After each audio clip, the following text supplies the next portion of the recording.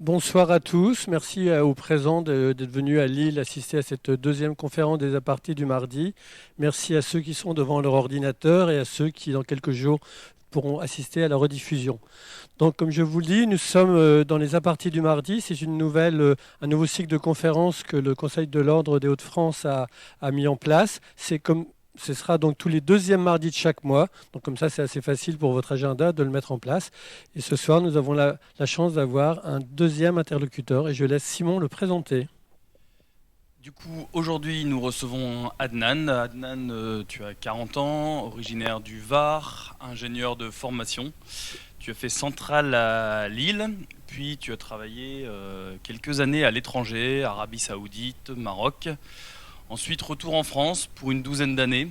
D'abord en région parisienne, dans la société Réalise, où tu as travaillé en OPC et en maîtrise d'œuvre d'exécution. Puis ensuite chez Artelia, le bureau d'études, mais non pas comme ingénieur, pour prolonger plutôt la coordination des études et la maîtrise d'œuvre également.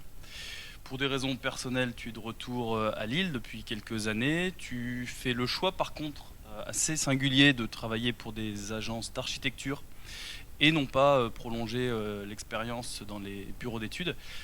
Donc tu postules dans une agence d'architecture chez Saison Menu et tu développes avec eux une structure qui s'appelle MOX, qui est de la maîtrise d'œuvre, d'exécution, du suivi et de l'OPC.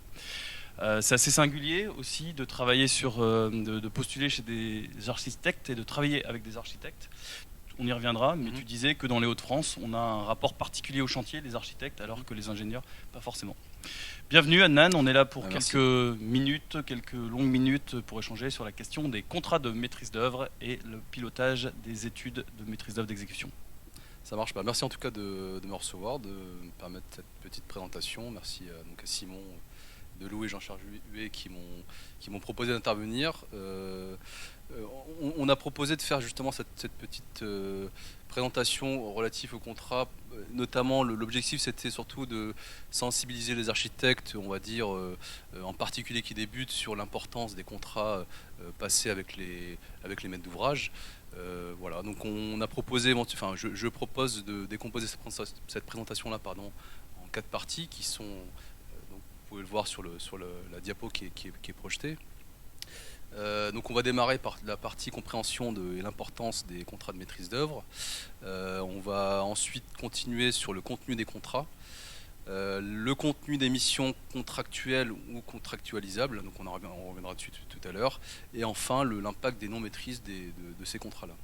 Voilà, on finira ensuite par un échange questions-réponses si besoin, et éventuellement s'il y a des questions, Jean-Charles ou Simon, pendant la présentation, n'hésitez pas éventuellement à les poser. Voilà, donc c'est... Alors, la première partie donc, qui concerne la compréhension de l'importance des contrats. C'est un petit exercice, donc il y a une petite question qui est posée là. Qu'est-ce qu'une mission de maîtrise d'œuvre réussite? Alors c'est une question qui paraît comme ça au premier abord assez vague et ouverte. Et c'est en fait une question que j'avais posée à mes collaborateurs, à mes collègues de l'agence Saison Menu. Et la question, je leur ai demandé d'y répondre et également enfin comment dire, de lister quelque part les qualités de maîtrise d'œuvre, enfin du maître d'œuvre, pour pouvoir y répondre à cette question-là, pour essayer d'un peu cibler les réponses. Le but était finalement d'avoir leur retour et d'avoir leur ressenti sur comment la maîtrise d'œuvre était perçue dans son environnement et quels étaient les points importants pour eux. Donc c'est un peu l'exercice qu'on a fait. Donc, comme vous pouvez le voir, donc, je leur ai demandé éventuellement de répondre à cette question-là selon les différents points de vue. Donc, qu'est-ce qu'une mission de maîtrise d'œuvre réussie par rapport au point de vue de la maîtrise d'ouvrage, de la maîtrise d'œuvre, l'entreprise et la partie administrative. Donc, c'est tout ce qui est les ABF, etc. Donc, je leur ai demandé de répondre par rapport à ça. Il n'y avait pas d'obligation. La question était ouverte. C'était un peu fait exprès, pour être tout à fait honnête. Voilà. Vous remarquerez aussi que on parle de maîtrise d'œuvre et pas d'architecte. Ça, je trouve que c'est important parce que on verra tout à l'heure quand je le représenterai, mais la maîtrise d'œuvre, elle est quand même composée d'un certain nombre d'intervenants. L'architecte, bien évidemment, en fait partie. On va retrouver également un certain nombre d'intervenants comme les bureaux d'études et d'autres intervenants. Voilà. Donc à cette question-là, alors ça c'est la synthèse que j'ai effectué une petite synthèse, un petit listing on va dire synthétique des réponses qui avaient été faites et on les a catégorisées par rapport aux différents points de vue. Sachant, alors sur ce tableau-là, ce qui est intéressant, c'est que on voit, les réponses ont été hiérarchisées, c'est-à-dire que les qualités qui sont du point de vue du maître d'ouvrage, ce sont les éléments qui sont revenus en tête, etc., de maîtrise d'œuvre, entreprise, donc c'est celle dans la colonne de gauche, comme vous pouvez le voir. Et les qualités, de la même manière, synthétiquement, ce sont des qualités qui ont été, on va dire, listées de manière selon leur importance. Alors, ce qui est étonnant, enfin ce qui est plutôt marrant, j'ai envie de dire, surprenant, c'est que, en fait, il n'y a pas vraiment de bonne ou de mauvaise réponse. Hein. Il y a des éléments qui sont surprenants. C'est vrai que tout à l'heure, on en discutait aussi. C'est que, par exemple, pour la catégorie, du point de vue du maître d'ouvrage, le fait que le budget ne ressort pas forcément, c'est un peu étonnant. C'est vrai que tous les maîtres d'ouvrage, on a tendance à croire ou de se dire qu'un maître d'ouvrage, il a plutôt tendance à se dire que pour lui, le plus important, c'est le budget. Donc, comme je disais, il n'y a pas de bonne ou mauvaise réponse. Ce qui est intéressant aussi dans ces tableaux-là. Je vais reprendre les différentes catégorisations, enfin les catégories on va dire importantes qui ont été relevées, donc le respect de la qualité architecturale et des délais du projet, donc ça c'est pour la maîtrise d'ouvrage, fédérer les capacités d'adaptation. Pour la maîtrise d'œuvre, côté architecte, bureau d'études, c'est la qualité d'échange et de coordination, donc méthodologie claire, efficace. Et en fait ce qui est intéressant dans cette réponse-là, et qui est faite, c'est qu'il y a certains éléments de réponse qui sont en fait au final des éléments de mission de maîtrise d'œuvre. Et ça veut dire que derrière que pour eux, la réponse qu'ils ont faite, c'est des fois ils ont identifié des missions qu'on n'a pas forcément.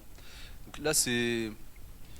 On est bien sur du retour d'expérience eu égard à l'exercice que tu as mené avec tes collaborateurs. Ouais, donc c'est plutôt malin en fait, c'est une vision particulière et singulière de votre travail du quotidien. Exactement, c'est ça. Donc c'est sur un échantillon de 15 personnes, c'est pas forcément représentatif, mais j'ai trouvé que justement c'était intéressant de mettre en avant le fait de dire qu'il y a des missions, des éléments de réponse qui sont finalement des missions, quoi. Alors, je mets un petit bémol là-dessus en disant attention parce que ces éléments de mission-là, quelque part, il faut savoir de quoi on parle exactement.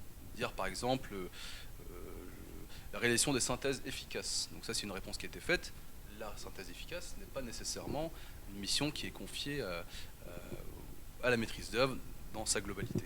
On va revenir ensuite sur la définition de la maîtrise d'œuvre et comment elle est constituée. Alors ensuite, ça c'était ce retour-là, j'ai trouvé ça intéressant. Alors, ça c'est un peu ma définition quelque part, mais au sens global. Alors ce qui était intéressant, c'est que d'un point de vue de la maîtrise d'œuvre, en fait, la question qu'on leur pose, c'est qu'est-ce qu'une mission de maîtrise d'œuvre réussie? En fait, ce qui est intéressant, c'est de dire, d'un point de vue du maître d'œuvre, cette réponse-là, c'est quelque part, c'est la capacité à chacun des membres de la maîtrise d'œuvre de réaliser efficacement ses missions, ses missions propres. Alors, le terme efficacement, on va y revenir, c'est un terme qui regroupe quand même pas mal d'éléments. On peut parler d'efficacité sur l'aspect architectural, l'efficacité organisationnelle, du respect du budget pour le maître d'ouvrage, l'efficacité d'un point de vue rentabilité financière pour l'opération en tant que maître d'œuvre. C'est pas forcément, c'est un sujet qui ne sera pas évoqué dans cette présentation-là. Il faut garder en tête que l'approche qu'on va avoir dans cette présentation-là, c'est uniquement sur l'aspect contractuel. On ne traitera pas de toute la partie méthodologie, efficacité des missions. Ça sera un autre sujet potentiellement. Peut-être qu'on refera un troisième ou quatrième aparté sur ce sujet-là. Voilà. Donc la réponse qui est assez succincte et que moi je trouve qui est assez efficace là-dessus, c'est de dire que c'est la capacité à réaliser efficacement ces missions dans la limite fixée par le cahier des charges et par le contrat établi par le maître d'ouvrage. En d'autres termes, c'est respecter ses engagements et honorer son contrat. Et c'est la base de ton métier, de faire respecter le contrat. C'est la base de notre métier, mais je pense que ça devrait être la base c'est un point important et c'est là où finalement ça vient un peu conclure le premier chapitre, c'est sur l'importance des contrats. Voilà.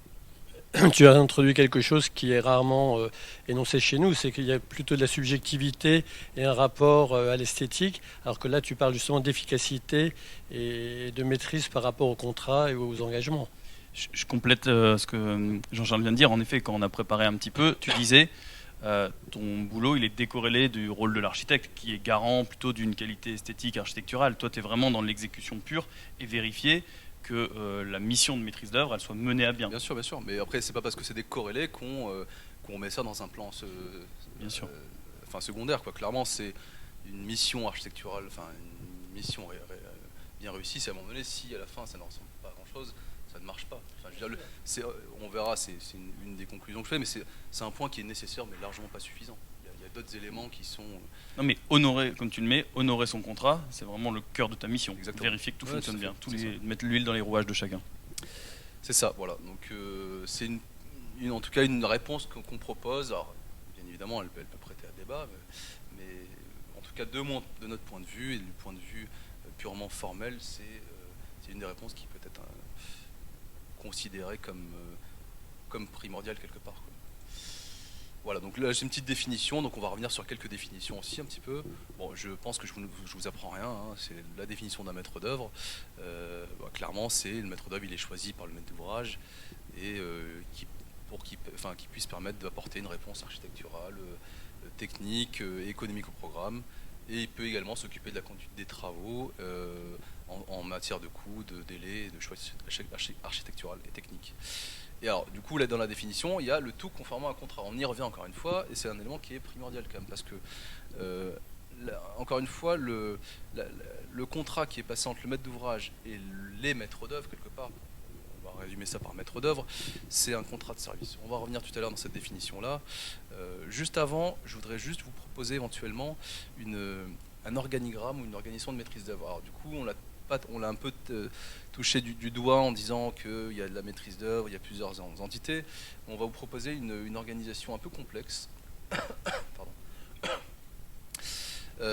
Une organisation un peu complexe d'une mission, on va dire, complexe, dans lequel on va retrouver les différents... Je te coupe, c'est pas une mission complexe, c'est juste un projet d'une envergure importante où il demande plusieurs spécificités techniques et donc c'est pour ça, mais c'est pas complexe, c'est juste un projet d'une envergure qui dépasse peut-être le quotidien de certains architectes, c'est tout. Oui, c'est un groupement un peu pléthorique sur l'ensemble des composantes qu'on pourrait regrouper au sein d'un groupement sur un projet complexe. On va même dire de manière exhaustive, quels sont les intervenants qu'on peut trouver. Maintenant, après, effectivement, selon la complexité de l'organisation quelque part du projet. Maintenant, c'est vrai que c'est pas forcément la complexité du projet en soi, mais c'est l'organisation. Donc là, ce qu'on propose éventuellement, c'est de définir l'exhaustivité des intervenants qu'il peut y avoir dans la maîtrise d'œuvre. Voilà. Tu vas froisser nos amis des architectes MH, des monuments historiques, tu les cites pas. Nous, on travaille régulièrement avec eux. Ils sont des éléments aussi importants de la composante de maîtrise d'œuvre. Alors, ils sont peut-être dans architecte associé éventuellement. Ils sont dans architecte associé. C'est comme ça que je l'avais vu. C'est comme ça que je l'avais vu, Simon. Très très fort. Non, on a essayé vraiment j'ai essayé de reprendre vraiment toutes les composantes effectivement de cette organisation-là. En fait, ce qui est important de comprendre là, sur cet organigramme, c'est la complexité que peut prendre une organisation d'une maîtrise d'œuvre. Et ça, c'est important parce que si on revient à la question qui était posée initialement, et si jamais on reproposait ne serait-ce que cet organigramme-là, potentiellement les réponses vont être différentes parce que je dis dans l'exercice en tout cas que j'ai posé à mes collègues, parce que tout de suite on va se dire oui, mais de quel point de vue exactement de la maîtrise d'œuvre? Et là tout de suite il y a des réponses qui peuvent être différentes. Alors la chose importante, je pense qu'on va la retrouver derrière dans le déroulé de la présentation, c'est les codes couleurs qui sont représentés. Donc on a représenté un peu les codes couleurs de toute la partie des architectes en bleu, donc qui peuvent être, donc ça peut être l'architecte principal, l'architecte associé, éventuellement celui d'intérieur, et ensuite toutes les missions d'économistes de prescription architecturale. En fait, la distinction que je fais là-dedans, c'est de dire potentiellement, parce qu'à un moment donné, je vais orienter aussi la suite de la présentation par rapport à ça, c'est de dire quelles sont les missions potentiellement qu'on peut passer à un architecte.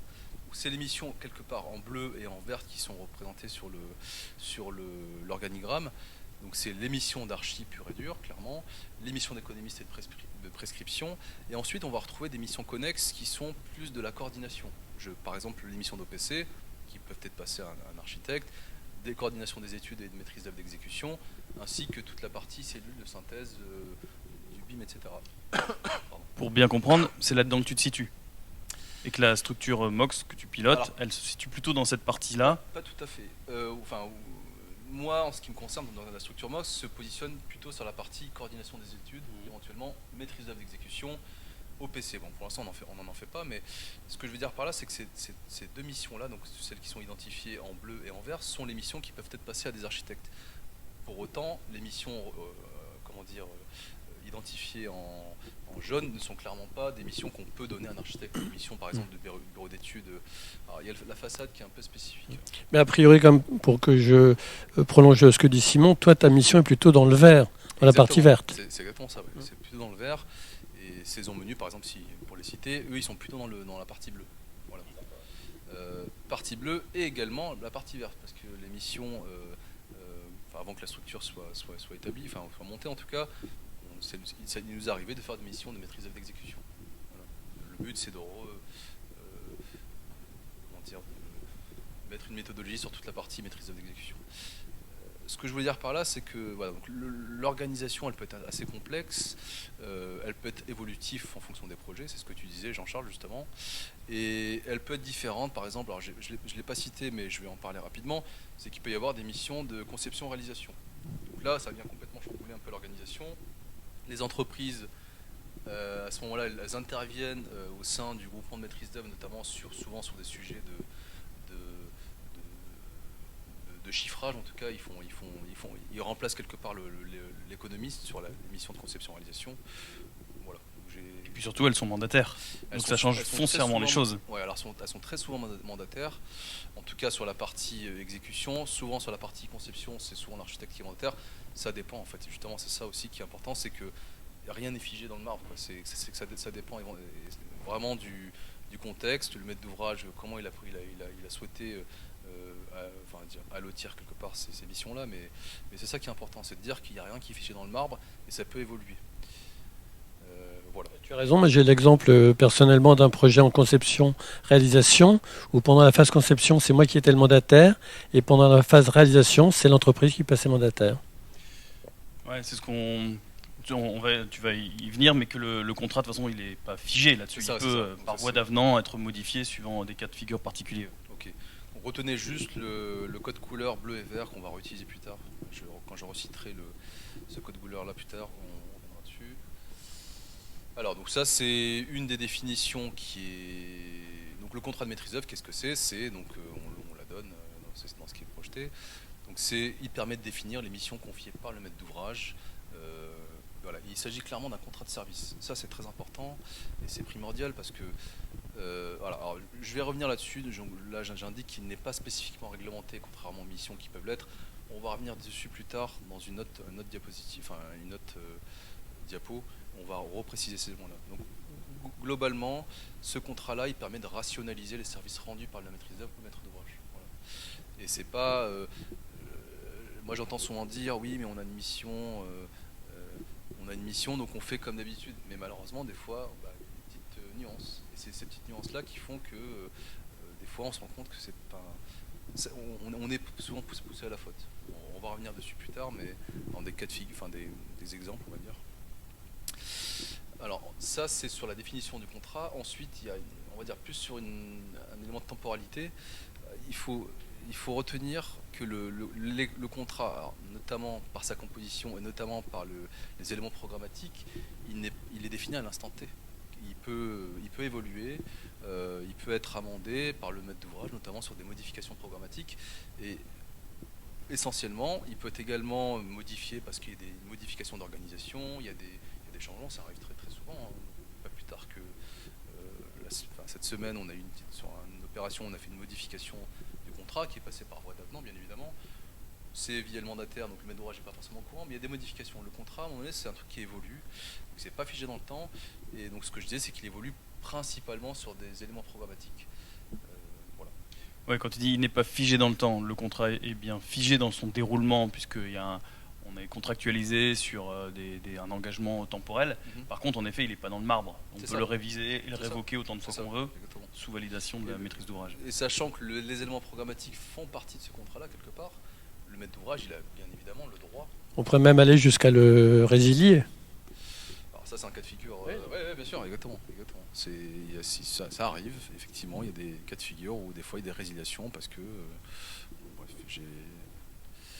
On fera des apartés sur la cessation des contrats.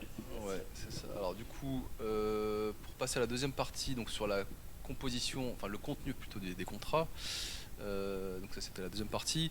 Rapidement, il est constitué donc en plus du programme. Je le cite pas dedans, donc il est quand même dans le titre, mais je dis en plus du programme, il y a donc souvent ce qu'on appelle l'acte d'engagement qui énumère notamment les conditions économiques passées entre le maître d'ouvrage et le ou les maîtres d'œuvre, les cahiers des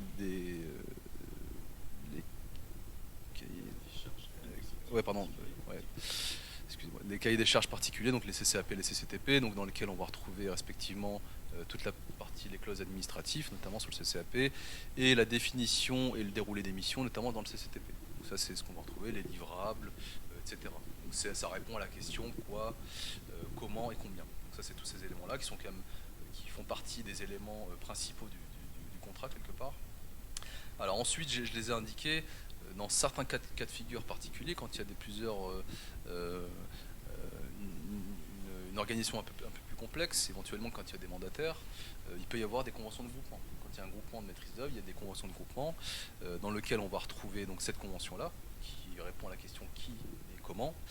Le tableau de répartition des tâches, qui est important, donc on va revenir dessus tout à l'heure, qui permet d'identifier quelles sont les tâches comment elles sont confiées à l'un ou l'autre.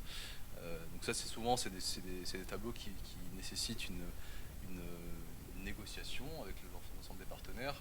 Et je dis souvent, c'est que c'est pas parce que, un élément de mission, quand on ne sait pas le faire, généralement, on a tendance à dire, bon, bah ça, je ne sais pas le faire. Potentiellement, le bureau d'études, il est plus apte, mais il ne faut pas, encore une fois, je dis, il ne faut pas prendre ce dont on ne sait pas faire. Ensuite, donc, le planning, clairement, il y a toujours un planning, ou en tout cas, une échéance de réalisation des travaux, ou de la mission de manière générale. Et enfin, donc, qui est lié aussi à la convention de groupement et le tableau de répartition des tâches, les honoraires, notamment de répartition des honoraires entre les différents membres du groupement. Donc c'est comme ça que c'est constitué. Donc, encore une fois, bien évidemment, il y a tous les éléments programmatiques. Donc le programme du maître d'ouvrage, il est souvent joint à ce contrat-là, notamment dans les annexes. C'est pour ça que tout à l'heure, je disais, c'est des éléments qui peuvent évoluer. J'ai une question qui me vient comme ça.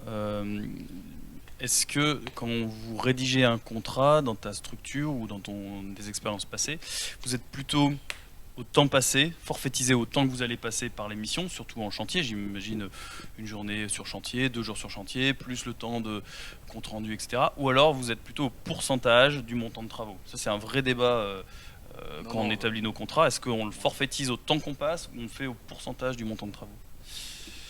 Oui, ou c'est non, enfin nous clairement aujourd'hui c'est au pourcentage. Maintenant, alors j'ai envie de dire c'est du cas par peu. Alors, la différence que je vois c'est que alors souvent sur des opérations on va dire de taille ou des interventions assez courtes, on a plutôt tendance éventuellement à faire ça, enfin proposer des jours comme tu disais Simon, mais sinon c'est clairement des émissions qu'on propose en pourcentage.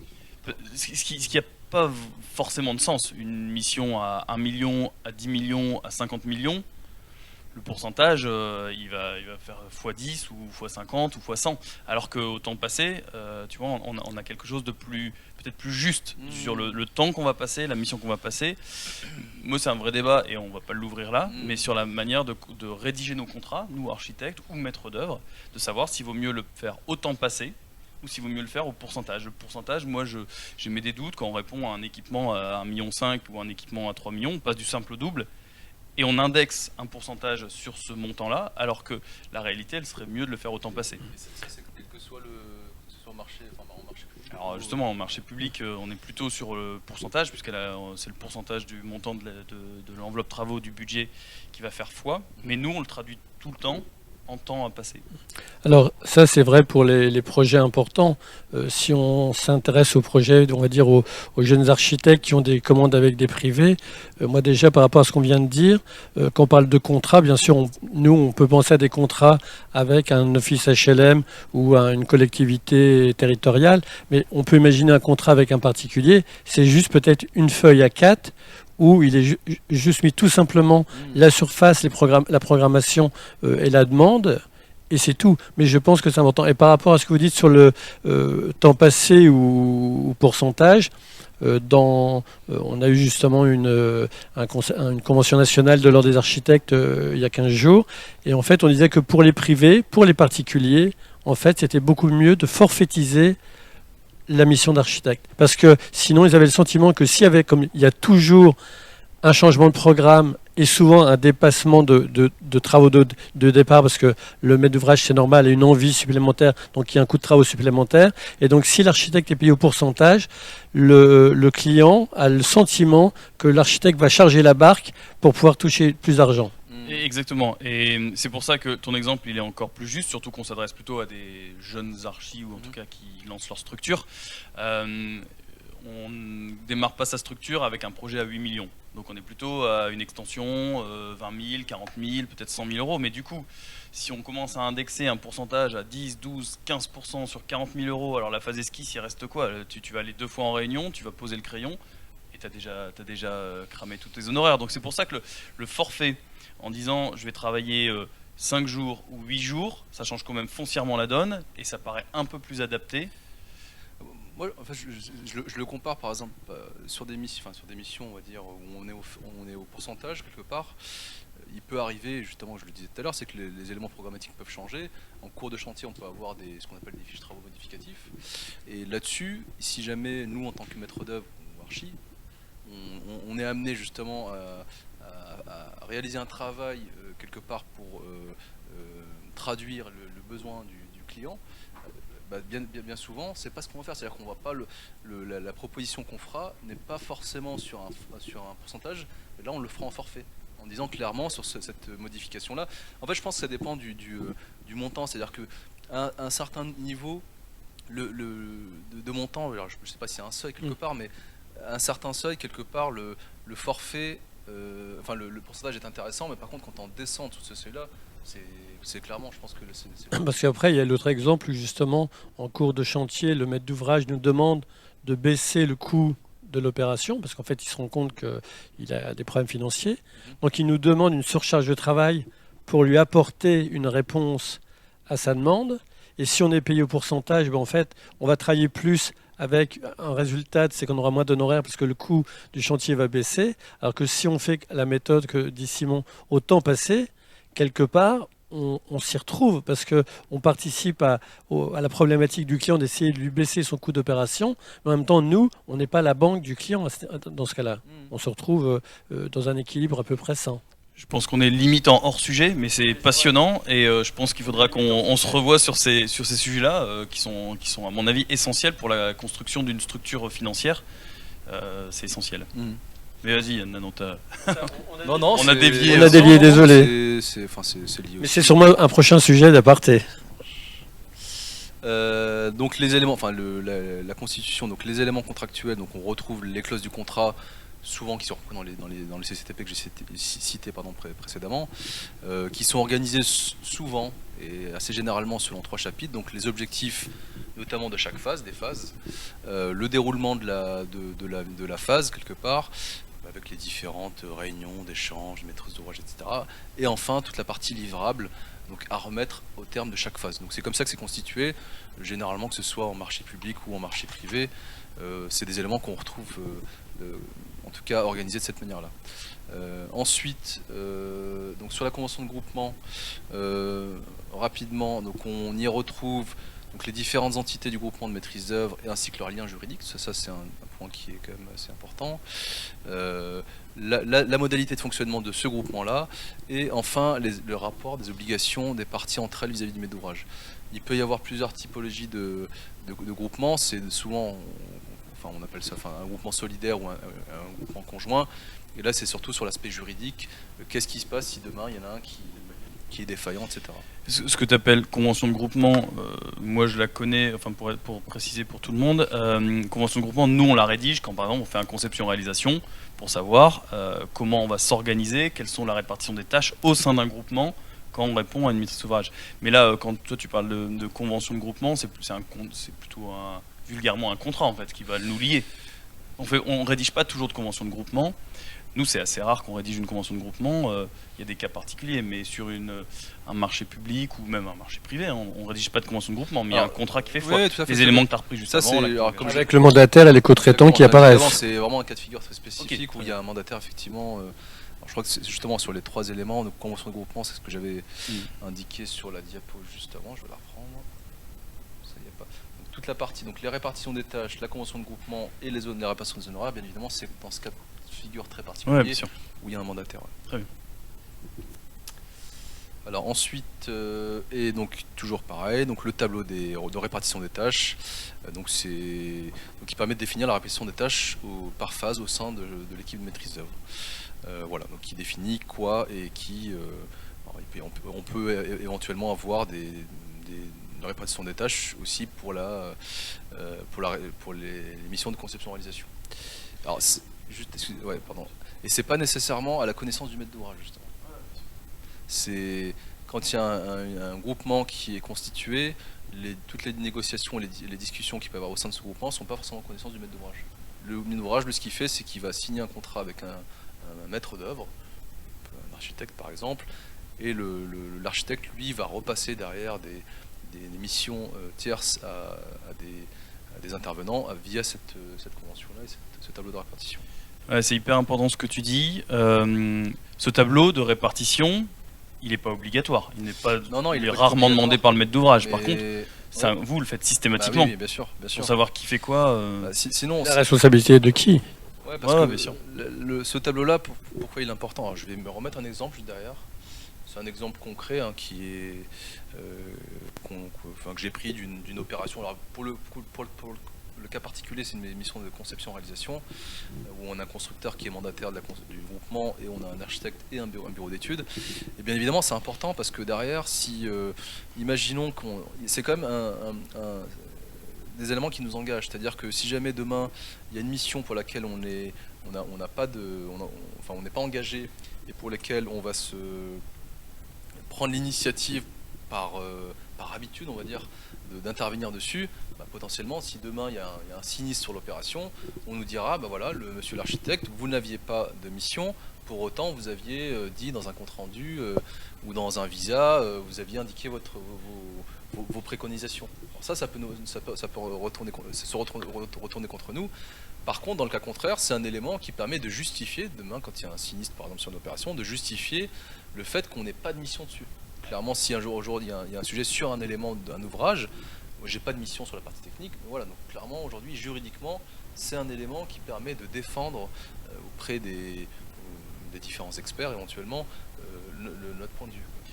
Du coup, pour bien comprendre, ton conseil c'est vraiment de l'annexer systématiquement et que le maître d'ouvrage ça accompagne le contrat, ça soit une annexe du contrat pour que on voit tous les items que tu listes, en disant tiens, j'en sais rien, visite de site, participe, exécute. Exactement. C'est aussi pour nous protéger en disant au maître d'ouvrage, regardez, dans mon tableau de répartition des tâches ou de propositions, cette mission-là, elle ne m'incombe pas, par exemple. Mais c'est aussi pour tes collègues, pour qu'ils ne fassent pas d'erreur par rapport à leur intervention sur l'opération. C'est un sujet qu'on regarde systématiquement. Je veux dire, à un moment donné, quand on démarre une nouvelle tâche quelque part dans notre mission, je ne sais pas, par exemple, quand on démarre la mission de visa, systématiquement, on va revérifier ce tableau-là parce que qu'on mette des éléments en mission quand il faut, etc. Et ce que je veux dire par là, c'est que... je ne sais plus ce que je veux dire. Si. Pardon. Donc là, j'ai pris un exemple. Donc c'est sur une mission APS. Donc on voit bien que l'architecte, lui, il participe sur les éléments graphiques, donc de volumétrie, des plans d'aménagement extérieur, etc. Par contre, il n'a pas la mission des croquis, des schémas techniques, quoi. Ça, c'est assez clair. Et ces tableaux-là, souvent, ils sont quand même reliés et corrélés aux honoraires, à la répartition des honoraires, parce qu'à un moment donné, il y a même des fois des discussions qui sont assez longues. Dire aujourd'hui, au sein d'un groupement, comment on se répartit, comment on va se répartir les tâches, et normalement, on découle les honoraires aussi, parce qu'il y a des petits ajustements. Et souvent, ce qui est fait, c'est que des fois, on se dit, potentiellement, c'est ce sujet-là, on ne l'abordera pas aujourd'hui, mais il y a des sujets, moi je conseille de ne pas forcément les prendre, parce que c'est des sujets un peu délicats. Voilà. Et en effet, là, ton tableau, il est assez simple puisque c'est architecte et bureau d'études, bon, et entreprise. Mais du coup, c'est assez facile. Ça devient une sorte de logique de répartition. Par contre, là où on le fait systématiquement, et en effet, c'est le conseil qu'il faut certainement prôner, c'est de dire à partir du moment où il y a 2 ou 3 bureaux d'études ou 2 architectes, qui fait quoi quand on parlait de l'architecte des monuments historiques, où tu as un BET façade, tu as un BET thermique, tu as un cuisiniste, et puis tu as un BE un thermicien. Et on a intérêt de savoir qui fait quoi à quel moment, parce que sinon, à la fin, on ne sait pas qui. Et d'ailleurs, je trouve que ce tableau est trop succinct parce que c'est juste exécute ou participe. Et le terme participe ne donne pas réellement la mission des choses. Donc après, c'est vrai qu'il y a toujours un tableau de répartition d'honoraires, mais dans ce tableau de répartition d'honoraires, c'est un pourcentage de la mission, mais ça ne définit pas non plus clairement les choses. Je trouve que quand je vois ce que tu montres là, et ton côté précis, je trouve qu'on devrait mettre un autre tableau encore plus pointilleux. C'est un tableau que je présente qui est réel, qui a été signé. Mais tu poses une très bonne question, Jean-Charles, parce qu'il existe plusieurs typologies de catégorisation on va dire d'intervention des différents des intervenants. Là, on parle effectivement de participe, et c'est pas suffisamment détaillé. On peut retrouver également, alors on le retrouve souvent, c'est les catégorisations par rapport aux matrices RACI. Je sais pas si vous en avez déjà entendu parler. Alors RACI, je vais rapidement, c'est de l'anglais. R qui veut dire responsible, A c'est accountable, consulted et informed. Ça veut dire clairement, c'est en fait le CI, donc c'est celui qui est consulté et celui qui est informé. On vient remplacer le P qui n'est pas suffisamment détaillé par qui est consulté, qui est informé, et ensuite il y a toute la partie, donc c'est responsable, c'est celui qui réalise la tâche et celui qui la valide ou qui l'approuve. Donc là on a un niveau de précision qui est un peu plus détaillé et qui permet éventuellement de repréciser le niveau d'intervention des uns et des autres, quoi. Mais c'est vrai que des fois, moi quand je vois participe, c'est pas clair. Est-ce que je viens dans une réunion de chantier, je pose mes fesses sur la table, est-ce que c'est suffisant? C'est ça aussi que ça veut dire, quoi. Ouais, du coup c'est plutôt bien. Vous, vos contrats chez Mox, ils ont ce degré de finesse en disant doit valider, validation 1 ou information ou communiquer. Ouais, en tout cas ce qu'on essaie de faire, c'est d'être qu'on laisse pas d'ambiguïté. Quand il y a des sujets qui sont pas trop gênants, on peut éventuellement laisser, mais par contre quand il y a une ambiguïté sur un sujet, il faut effectivement qu'on les reprécise. Voilà. Très bien.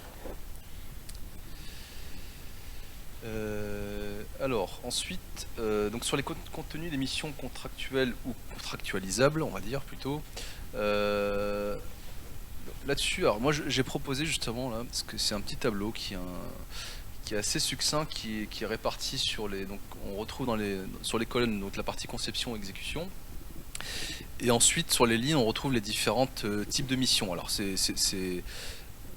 parler d'une mission complète de base, ça veut tout rien dire, quoi. C'est juste le nom qu'on peut y donner quand on dit entre nous, tiens Simon, qu'est-ce que tu as fait sur cette opération là, tu me diras j'ai fait une mission complète, quoi. C'est vrai que on parle de mission complète, mais en réalité ça ne veut pas dire grand chose.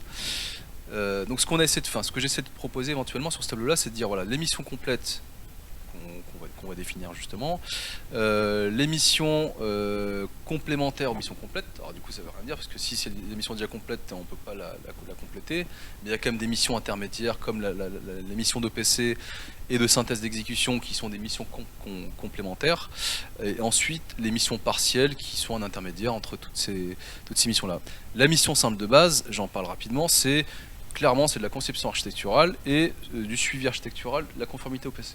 Donc ça c'est la mission de base, simple en base on va dire, et qui peut être complétée.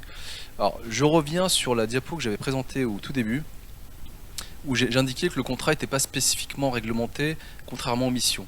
En fait ça veut dire que les missions, donc bien évidemment ils sont, par exemple sur le code de la commande publique, elles peuvent être réglementées, donc la mission ACT, la mission Visa, etc., elles peuvent être réglementées. Pour autant, le contrat qui constitue l'ensemble de ces missions-là, il n'y a pas de contrat type en fait.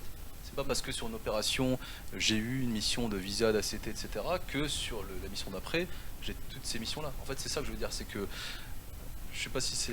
D'accord, ouais, pour moi c'était pas clair justement, c'était une des questions que je voulais revenir sur toi là-dessus, c'était pour moi, je voyais pas la différence avec la spécificité du contrat qui n'était pas réglementé, alors que dans le contrat il y avait des missions qui étaient Bah ouais, c'est réglementaires, ça, en fait, c'est donc des- c'était ça voilà, c'est ça, qui, exactement. pour moi il y avait quelque chose que je ne saisissais pas bien dans ton Il y approche. a deux choses. Il y a le CMP qui définit la loi MOP. Ouais. Et puis ensuite, il y a les marchés qui peuvent être d'ordre privé. Tu as raison. Le nombre de fois où on se dit il y a un APS puis un APD, ça c'est les bases de la loi MOP. Puis certains maîtres d'ouvrage, qui soient même privés ou publics, hein, en font fi et disent il n'y a qu'un APS. On fait une esquisse, un APS, hop, on bascule en phase C'est ça. permis de construire. Donc il y a l'APD n'existe pas. Donc Ouais, c'est ça, en fait, c'est le contenu. Il n'y a pas de mission, il n'y a pas de contrat type en fait. D'accord. Quoi. Mais effectivement, l'émission, le contenu d'émission, l'APS, esquisse, etc. Eux, généralement, ils sont réglementés par rapport à la MOP. En tout cas, pour le code de la MOP. Alors est-ce que toi en tant que MOX, Ouais. est-ce que tu interviens dans la demande pour justement que toutes les missions apparaissent ou pas, ou est-ce que Alors, c'est un ça peu compliqué parce que c'est souvent le maître d'ouvrage qui. Alors c'est des missions qui se font en amont, mais c'est en tout cas c'est le souhait du maître d'ouvrage selon le. Parce que l'organisation quelque part de la maîtrise d'œuvre ou en tout cas de l'opération, il a quand même comment ça s'appelle une volonté de maîtriser cette partie-là. Donc en gros c'est toujours un peu compliqué, c'est-à-dire de dire au maître d'ouvrage non cette mission-là il faut nous la passer.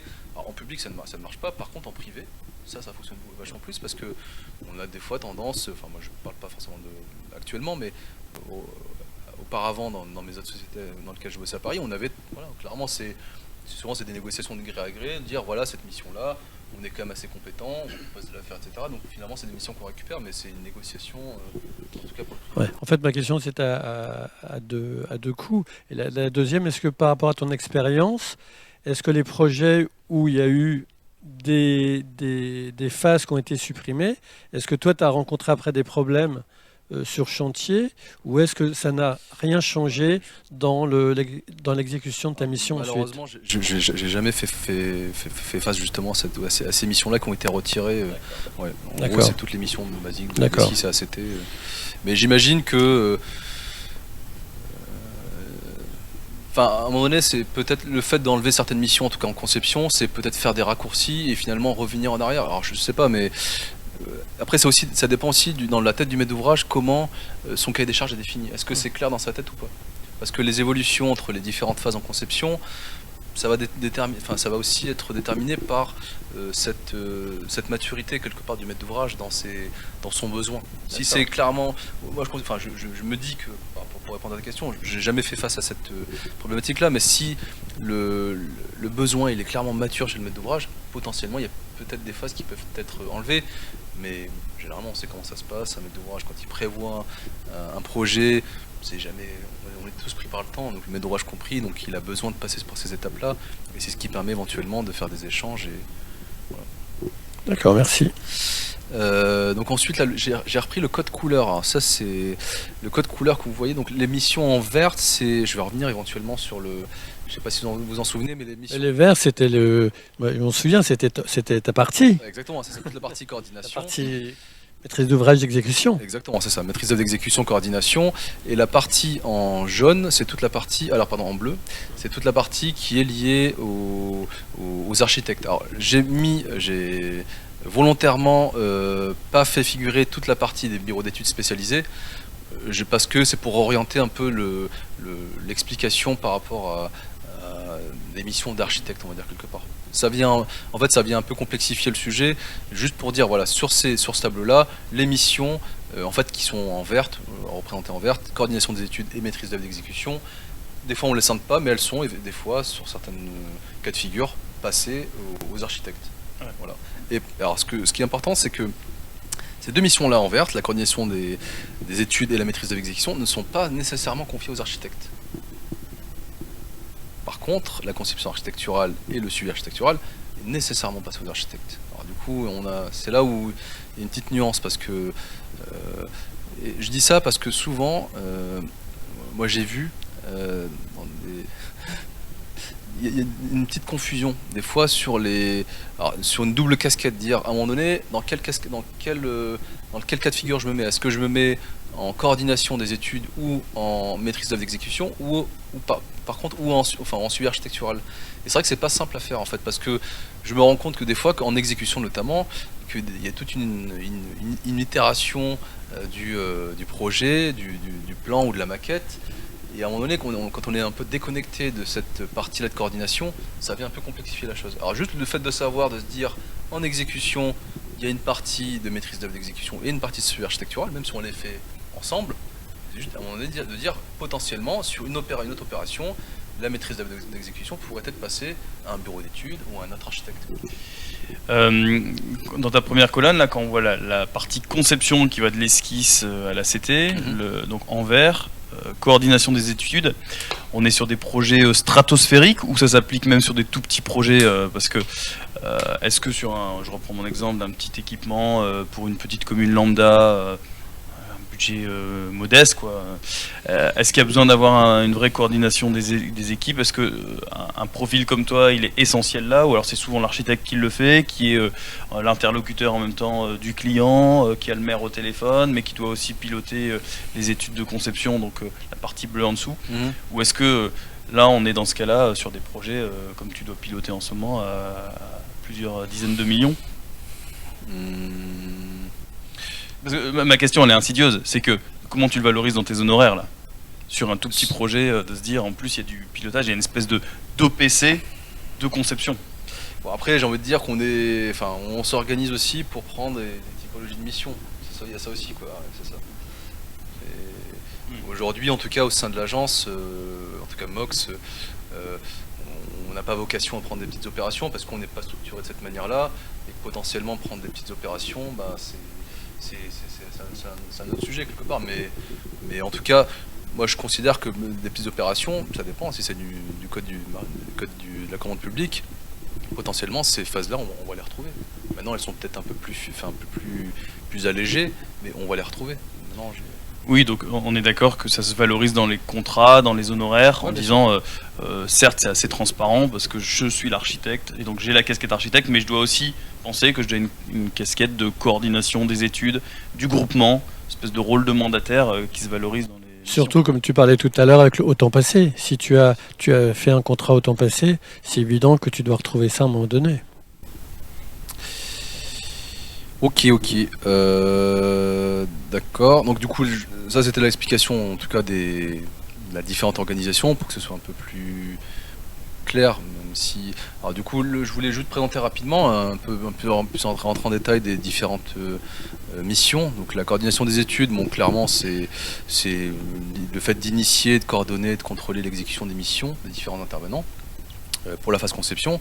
Donc on peut comprendre là-dedans qu'on n'a pas besoin d'être architecte ou enfin c'est une mission qui est de coordination. Après je trouve que ça se fait. Alors, c'était ce que tu disais en préambule, Simon, c'est que à Lille notamment en particulier, ce sont des missions souvent qui sont portées par les architectes, chose qui n'était pas forcément le cas, en tout cas en région parisienne où il y avait plus de bureaux d'études spécialisés comme Artelia ou d'autres en tout cas, qui avaient cette mission ou qui reprenaient à leur compte les missions d'organisation.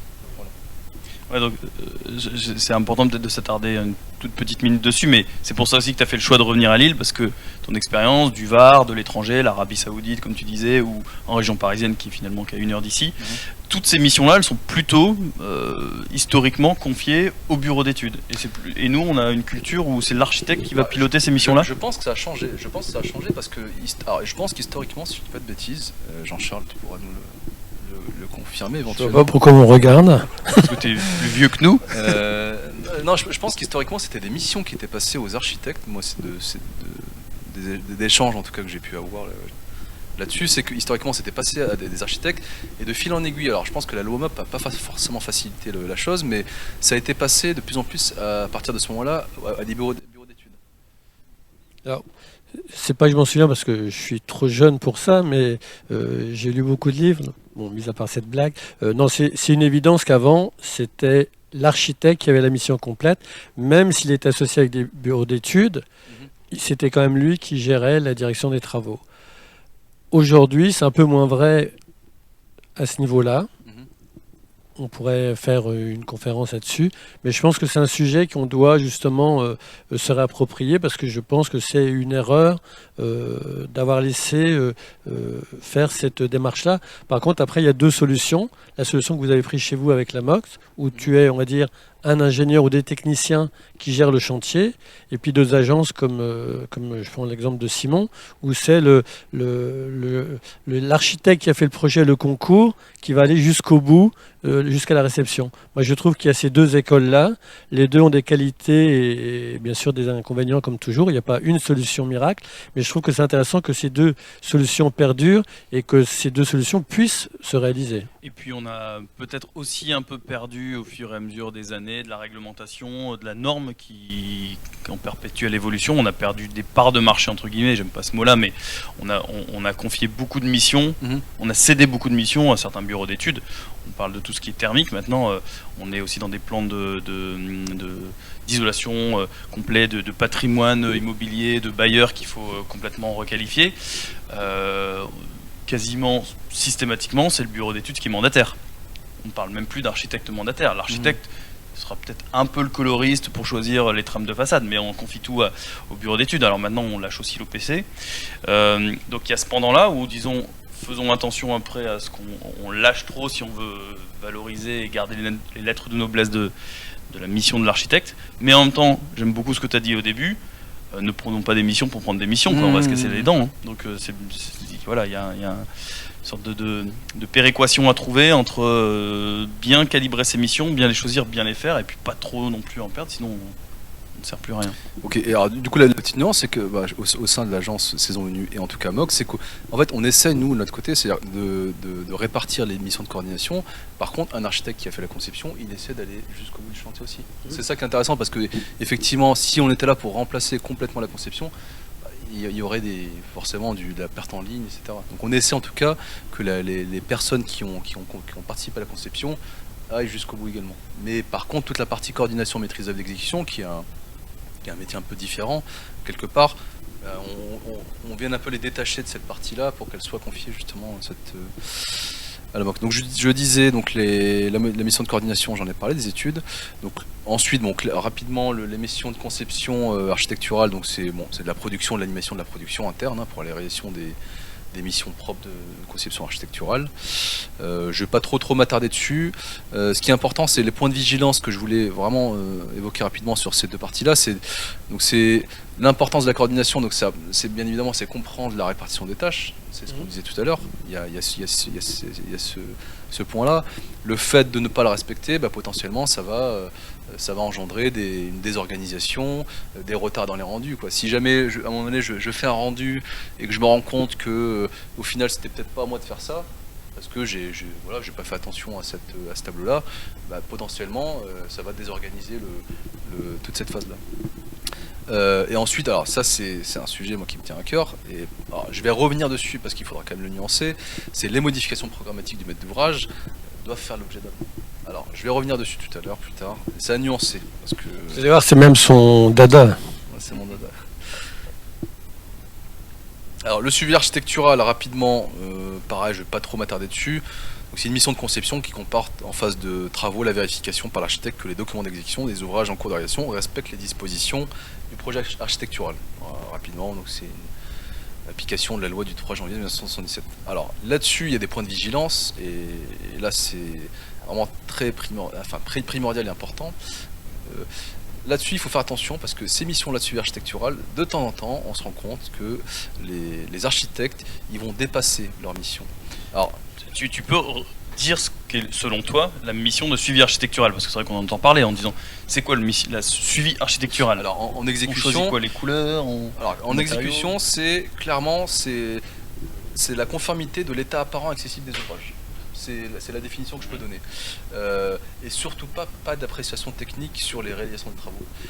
Là-dessus, si on s'amuse à faire ça, potentiellement, si je sais pas, moi sur un visa ou sur un compte rendu chantier, on dit l'architecte a donné des appréciations techniques, ça nous retombe forcément dessus. Donc des fois on a tendance à vouloir bien faire, parce que c'est par habitude, je sais pas, on est un peu enfin, on veut faire bien et finalement ça nous retombe dessus. La mission de suivi architectural ne prend pas du tout en compte tout ce qui est appréciation technique, on les met clairement de côté et on se concentre uniquement sur l'ouvrage, son état apparent et les ouvrages accessibles. Voilà. Donc ça c'était le... Et ça, c'est la partie que tu laisses à tes collègues architectes au sein de l'agence. Alors eux, ce qu'on fait en fait, on s'organise, c'est-à-dire que par exemple si je prends la phase visa pour être tout à fait particulier, c'est que moi je leur demande, je fais de la coordination, donc je m'occupe de éventuellement de leur demander ce qu'il faut qu'ils vérifient. La partie de l'appréciation technique, ça me revient à moi directement. Donc à un moment donné, je vais de toute façon synthétiser mes observations et les leurs, et je fais en sorte que de toute façon, alors là-dessus c'est pas gênant puisque ça veut dire que si non, j'ai dit une bêtise parce qu'on est quand même deux structures à part.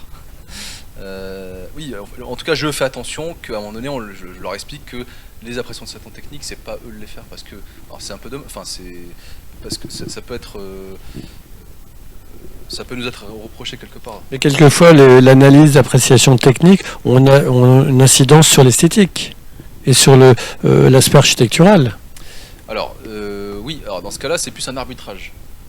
On n'est pas censé apprécier techniquement un ouvrage. Pour autant, s'il y a un impact technique, on est là aussi pour l'indiquer et pour qu'on puisse aller vers un arbitrage, en tout cas entre architectural et technique.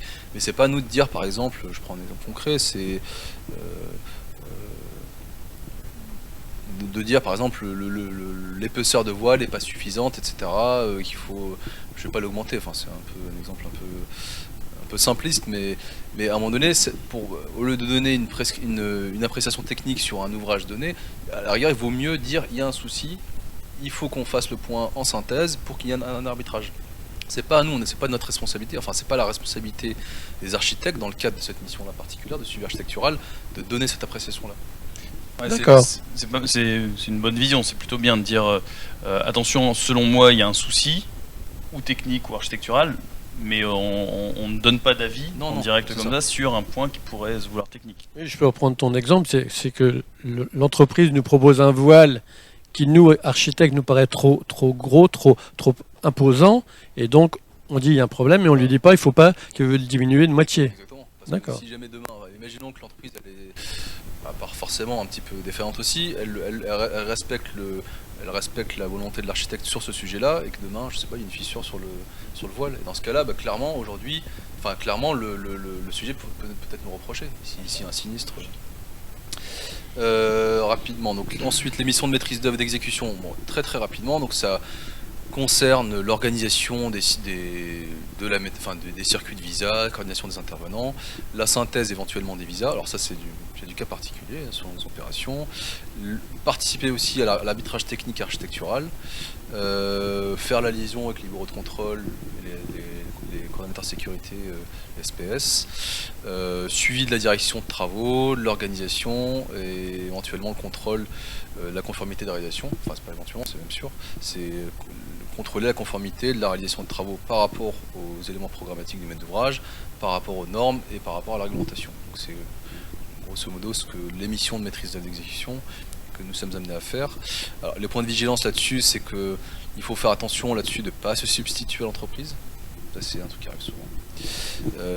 Il faut rappeler là-dessus que l'entreprise, elle est garante du résultat. Nous, en tant que maîtrise d'œuvre d'exécution, on est juste censé veiller à ce que l'entreprise mette les moyens pour arriver à ce résultat-là, et rien d'autre.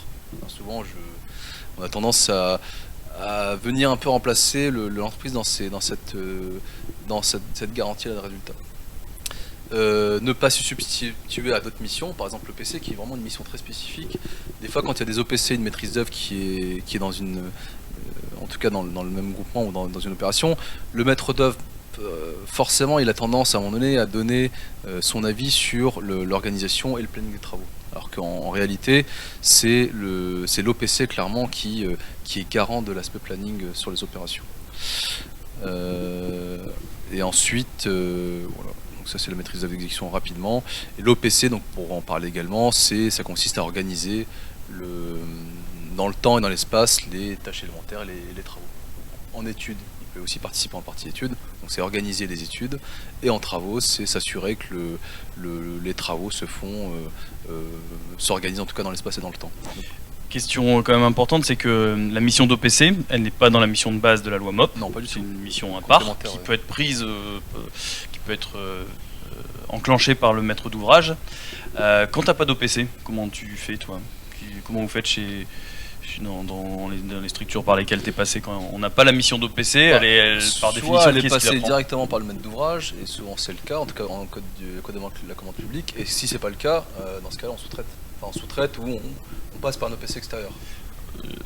Moi je te parle de contrats qui sont de contrats usuels au quotidien, où il n'y a pas de... La petite commune, elle a pris la démarche de la MOP, elle n'a pas vu l'OPC, donc tu réponds, tu es lauréat de la consultation, tu te retrouves à faire toute la mission suivant la loi MOP, mais sans OPC. Donc en fait, nous, en tant qu'architectes mandataires, en fait, on met les mains dans le cambouis. Donc on est complètement en dehors de ce que tu dis. Il faut bien faire attention à son contrat, respecter ses phases. Là, on a finalement, c'est nous qui en fait, c'est une bonne question, tu poses Simon, mais en fait, il faut l'identifier. C'est-à-dire que quand on a sur une opération, on sait pertinemment qu'il y a plusieurs entreprises différentes en cas d'état séparé, il va manquer cet élément-là. Toi, tu vas la chercher systématiquement, du coup, si elle n'est pas affichée, tu vas voir frapper sur le maître d'ouvrage. En tout cas, alerter en disant attention, il manque cet D'accord. élément-là. C'est-à-dire que tu ne la prends pas forcément pour toi, mais tu fais appel à un OPC. Par contre, on dit au maître d'ouvrage, attention, il manque cet élément-là de mission, parce qu'aujourd'hui, ça ne pourra pas se passer. On a aussi un rôle d'alerte vis-à-vis des maîtres d'ouvrage, et leur dire, attention, si vous ne prenez pas d'OPC, ça va être problématique. Donc, alerter, même voire des fois plus qu'alerter. Il y a aussi, sur la partie justement de négociation avec les maîtres d'ouvrage, cette phase-là, justement, d'alerte, de conseil, et qui permettent de temps en temps de dire, cette mission-là, moi je propose de la confier à tel intervenant, etc. Donc il y a vraiment toute une phase de négociation. Et donc pour finir sur l'OPC, le point de vigilance, c'est ce que je disais tout à l'heure, c'est que la mission, donc c'est une mission qui est quand même concomitante à la maîtrise d'œuvre d'exécution, parce que notamment sur toutes les missions de DET et d'AOR, et pour autant il ne faut pas qu'on la confonde avec, parce que l'OPC, c'est lui qui doit informer justement le maître d'œuvre sur le respect des délais d'exécution, et pas le contraire, quoi. C'est à lui de prendre en charge. Je dis ça parce que souvent, quand il n'y a pas c'est des entreprises générales qui sont en face, donc on n'a pas de corps d'état séparé, on a tendance, en tant que maîtrise d'œuvre d'exécution, de réaliser cette mission-là, de DET et de direction. Donc on est en garant également du planning. On est là en tout cas pour appuyer, pour alerter sur les dérives du planning. Et quand on rebascule justement sur des missions avec des entreprises, des corps d'état séparés, cette mission-là, on la perd quelque part. Voilà. J'ai juste un petit mot de la régie qui dit que le live va se couper, c'est ça ou... D'accord, ok. Donc on accélère un tout petit peu. Très bien. Ok, ça marche. Donc ensuite, la dernière mission, c'est donc la synthèse. Ça, c'est des missions complémentaires avec l'OPC également. Bon, la synthèse, c'est très rapidement, c'est une mission qui est proposée et qui permet de faire toute la synthèse en étude d'exécution. Souvent, elle est confiée aux entreprises. Alors, de temps à autre, et on nous propose cette mission-là. Alors, moi, je mets un gros point de vigilance là-dessus.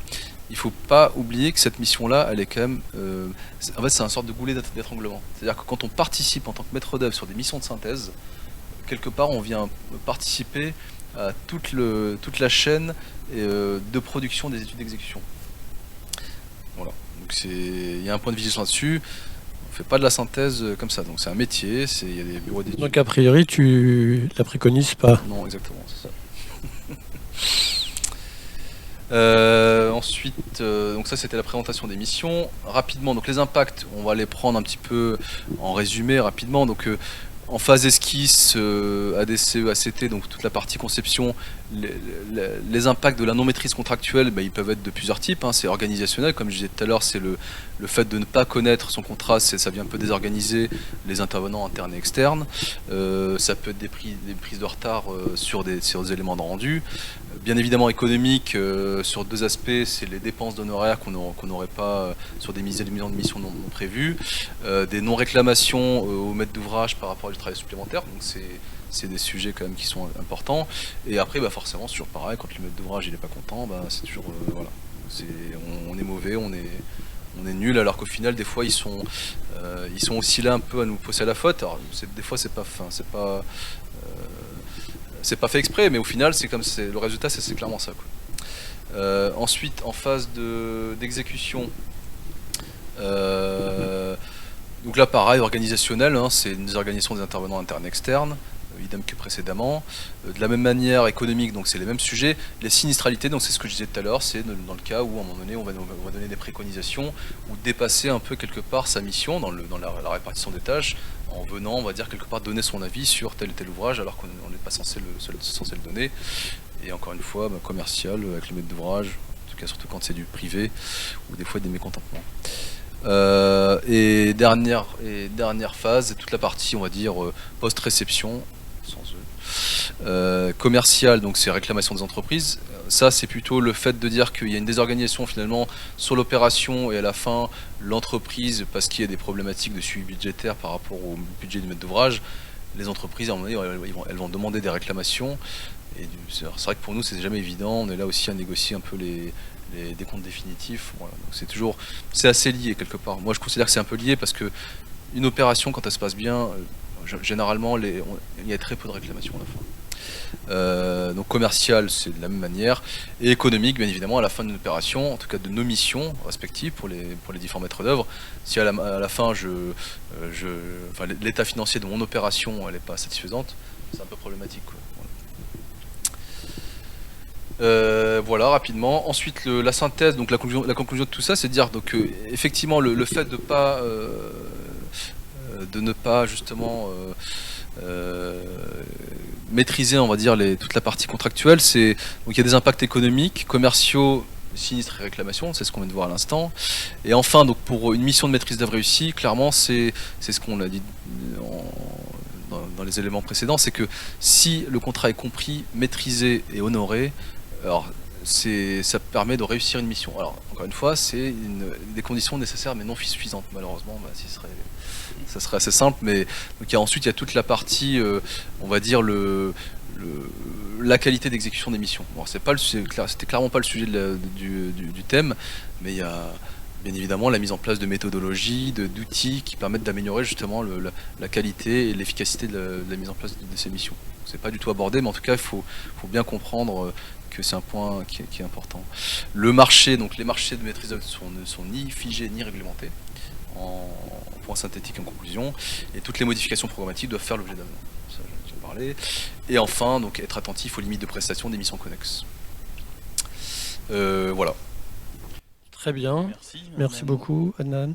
Moi, ce que j'aimerais que tu précises aux confrères qui sont là et comment s'adresser essentiellement aux jeunes architectes, parce qu'on n'a pas parlé forcément de projets qui, comme l'a dit Simon, qui sont leur quotidien, mais je trouve que moi, en ayant conversé avant avec toi et en ayant t'écouté encore ce soir, je trouve que cette méthodologie d'avoir un regard sur le contrat, et une décomposition très poussée de ces missions et du rôle exact de chaque mission. Je trouve que c'est des discussions qu'on a souvent avec Simon justement là-dessus. Ça permet aussi après de justifier auprès du maître d'ouvrage du coût final d'une prestation d'architecte. Et je trouve que qu'est-ce que tu pourrais dire aux jeunes architectes ce soir par rapport à leur future rencontre avec leur maître d'ouvrage, les 2-3 points qui pourraient les aider ou ils devraient faire attention pour s'appuyer sur ton expérience? Je trouve, justement, je pense que le fait de considérer que cet élément-là qui est quand même pour moi essentiel, c'est pour ça qu'on l'a présenté comme ça, mais c'est de dire qu'au final, quand on a une discussion au final, ce qui reste d'une opération, alors bien évidemment, il y a le bâtiment ou l'ouvrage qui est quand même quelque chose d'assez valorisant, mais ce qui va en rester, c'est souvent sur les discussions qui se font a posteriori, c'est clairement sur des éléments factuels. Je parle toujours des problématiques dans les 10 ans notamment de vie de l'opération, sur les sinistralités, etc. On est toujours sur des éléments très factuels. Et en fait, c'est ça, donc c'est chat échaudé craint l'eau chaude, le froid. Le chat, c'est l'eau. Et non, c'est juste de dire que au final, ces éléments-là, s'ils ne sont pas maîtrisés, et en plus ça permet aussi, vis-à-vis du maître d'ouvrage, alors, les maîtres d'ouvrage en tout cas professionnels, le fait d'avoir vraiment une compréhension de ces éléments-là qui sont quand même relativement administratifs. En fait, je vois souvent des jeunes de dire aujourd'hui, finalement c'est administratif, c'est pas trop mon truc, moi ce qui m'intéresse c'est plutôt faire des plans, c'est plutôt du concret quelque part. Mais au final c'est quand même un élément qui est important.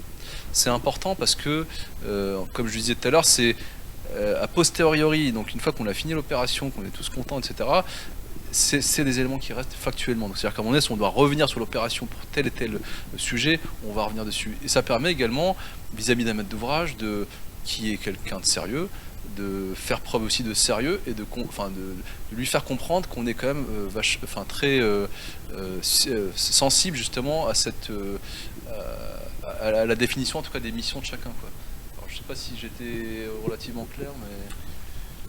Non, merci Nan pour cette heure passée ensemble. J'imagine que nos confrères y retrouveront tes coordonnées au besoin s'il y a des questions, ou solliciter tes compétences. En tout cas, merci pour cette intervention complète. Merci à vous en tout cas. Et donc, prochain aparté, donc c'est facile, 2e mardi de chaque mois, vous pouvez déjà le noter. Oui, Aurélie ? Oui, il y a peut-être des questions dans la salle. Voilà, super. Le micro arrive.